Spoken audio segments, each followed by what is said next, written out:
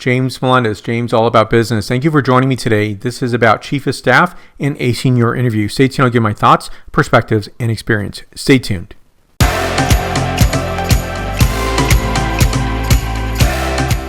Thank you for joining me today. This is a topic everybody wants to do, ace your interview. Who doesn't want to do that? Now, ultimately, it's about how you ace your interview and being strategic about it. So I'll give you my thoughts and perspectives on this.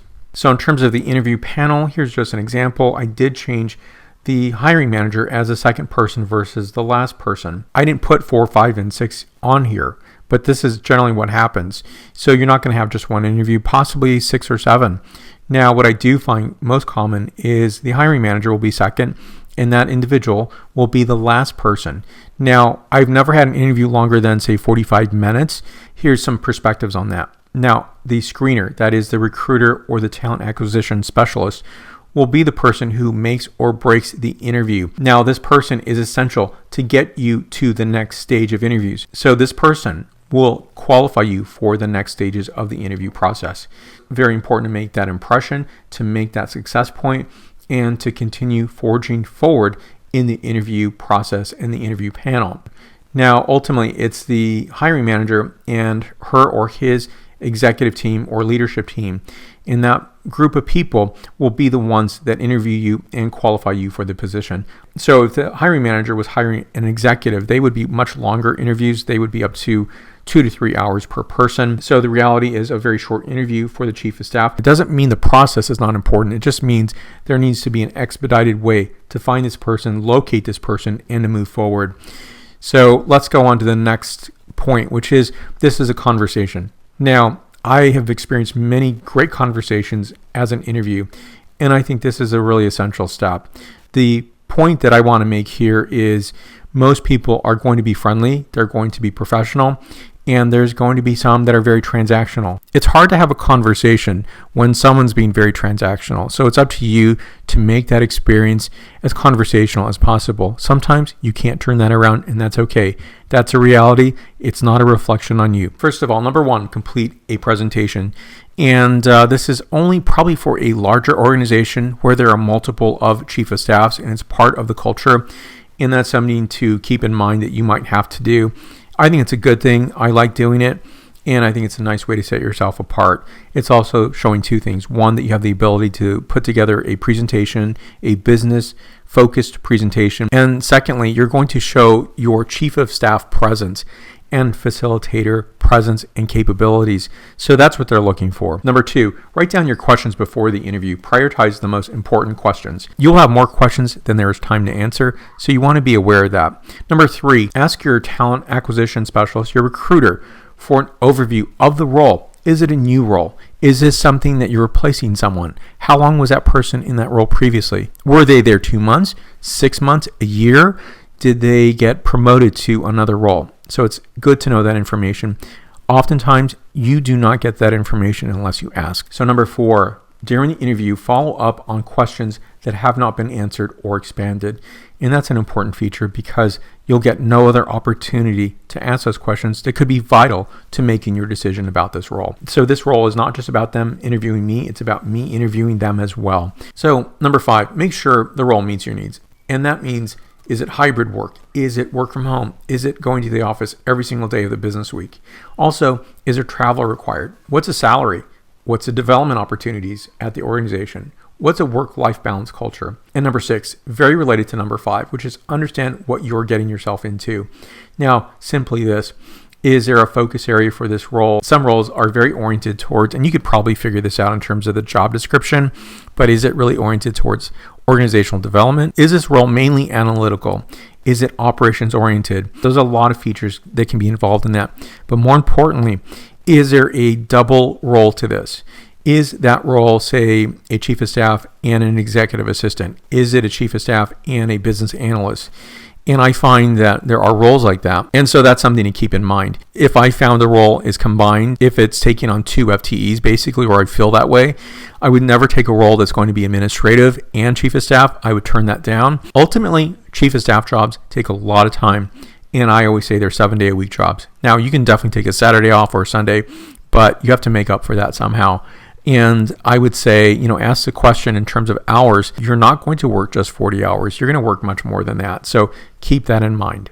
So when I think of common questions, I think of them in terms of how I might respond. So what I do is I prepare ahead of time. I actually rehearse some of them, and you can look online. This is just a few. You can stop the video right here and just look at these, but you can also look online for even more questions. There are many resources out there, and I like to be as prepared as possible so that when I'm actually interviewing, I'm giving very concise, crisp, thoughtful, and succinct information, because there's going to be a point where you have a very difficult question, and that's going to require more time. So I like to be as succinct as possible in those questions that I can expect. Lastly, interview strategy. Now, there are things that I do to make my interview a success and to make it very memorable. So what I do is, for example, number one, I describe my experience and background. I bucket them together so they can be clear and concise. What I do is this. I would say in my past role, my 4 areas of responsibility were: one is project management, the other is organizational development. Thirdly, it is center of excellence work, as well as corporate communications. So these come together so you can distillate your experience, and I make sure that they actually match the job description as much as possible. And this is an easy way so that your candidacy is considered thoughtfully and completely. Number 2, address responses to match some of the core features in the job description. Just as number 1, you want to make sure you tie in anything that you can that's relevant. Your interviewers will notice that and will appreciate that. Number 3, answer every question. That seems obvious, but what you really want to do is confirm that you've answered every question and nothing was left behind. 2 important reasons here. One is you can be disqualified pretty easily if you miss something. And sometimes your interviewer will not be, I would say, kind enough to actually remind you to answer a question. Now, that is detrimental, especially actually one interview only, where I was told that I wasn't considered because I didn't answer the question. So what I do is I say at the end of the interview, I don't want to leave with anything that has not been answered, or perhaps more examples or expansion on the answers I gave. This is essential, and every time I've done that, that's been a success. I've never had anybody come back and say, James, you didn't answer every question. The second portion that's very, very important to think about is I'm finding interview styles have changed. They're very rushed. I don't know why people do this as an interviewer. I have interviewed for chief of staff myself as a position, but I've also interviewed people to take that role. And so I've been on the interview panel. I don't ask 2 questions right in a row. I let the person answer the question and then go to the next question. Basically, part A, part B, they think they're related, and they sometimes are and sometimes are not. It can be challenging to recite both answers because you want to make sure you recall the correct question. My strategy is always to answer the first part of the question first, because I'll remember the second portion. If I answer the second portion, I'm less likely to remember the first part of the question. And if I have to, I'll say, can you rephrase the first part or the second part of the question if needed? So I make sure that I do that. Now, prior to your interview, and especially on a Zoom, you want to rehearse your responses, but also bring up the job description, your resume, even the questions you want to ask. So making sure that's available to you. If I need to, I can look at a question, I can look at my resume, I can look at the job description. Number 5, expect difficult questions. They will come. And I think also be aware that you'll have perhaps less than warm interviewers. This happens, and these are the transactional people I spoke about previously. This is something to think about, because when I get people like this to interview, I know that I can't turn them around. I can't make them suddenly a warm person, because maybe that's not their personality. If they're transactional, they believe they got there because their abilities to make decisions or perhaps make quick judgments, and they've been rewarded for that. Now, you can turn some of these around, and I call these net detractors. If they're a detractor, they will always remain a detractor from my experience. They're not going to suddenly warm up. If the majority of people vote for you to be the next chief of staff, you'll be the next chief of staff, even if someone's detracting from that. Be sure to not let that affect you in your interviewing style and your interview responses. And number 6, be a timekeeper. Help interviewers with maintaining interview time. So before you're hired for this position, you want to show your capabilities of doing this. I do this in interviews that are not chief of staff roles as well, because people really don't think of time boundaries. They don't look at their clocks. And I think it's a good way just to remind them about that. Your interviewers will know that you're doing this to help them out additionally. So very important to do.